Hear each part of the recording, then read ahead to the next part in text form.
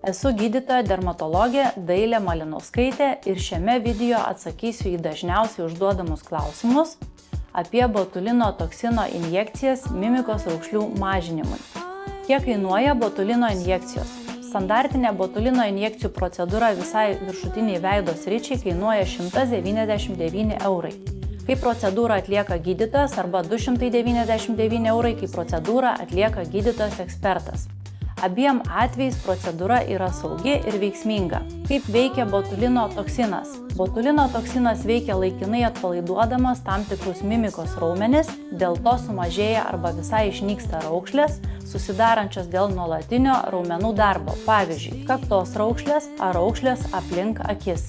Ar botulino injekcijos yra saugios? Taip, jei procedūra atliekama licencijuoto specialisto, naudojant patvirtintus preparatus. Botulino injekcijos yra plačiai taikomos visame pasaulyje ir laikomos saugiomis, tačiau kaip ir bet kokia medicininė procedūra gali turėti tam tikrų laikinų nepageidaujamų reiškinių, kaip lengvas patinimas, mėlynės ar laikinas raumenų silpnumas.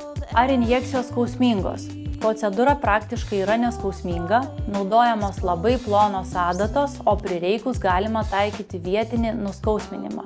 Per kiek laiko pasimato rezultatai? Pirmieji rezultatai pastebimi po 3-5 dienų, o maksimalus efektas išryškėja per 2 savaitės po procedūros. Kiek laiko išlieka rezultatas? Poveikis paprastai trunka 3-6 mėnesius priklausomai nuo individualių veiksnių – amžiaus, mimikos intensyvumo, gyvenimo būdo ir individualaus organizmo atsako. Ar veidas atrodys nenatūraliai, sustingęs? Tinkamai atlikus procedūrą, veidas išlieka natūralus, susidaro pailsėjusio veido įspūdis. Oda atrodo lygesnė, bet mimika išlieka. Kada botulino injekcijų atlikti negalima? Botulino toksino injekcijų nerekomenduojama atlikti nėštumo, žindymo laikotarpiu, esant tam tikroms neurologinėms ligoms ar alergijai preparato sudedamosioms dalims. Ką reikėtų žinoti po procedūros? Po injekcijų 4-6 valandas rekomenduojama vengti gulėti, sportuoti, trinti ar spausti veido sritį.